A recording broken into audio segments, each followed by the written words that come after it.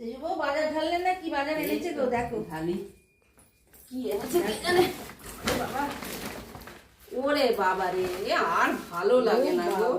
দেখো আমাদের কপি রোজ কপি, শীত পড়া থেকে কপি দেখো। পেট গরম হয়ে যাবে কপি খেয়ে, একই তো কম্বলের ভেতরে শোয়া।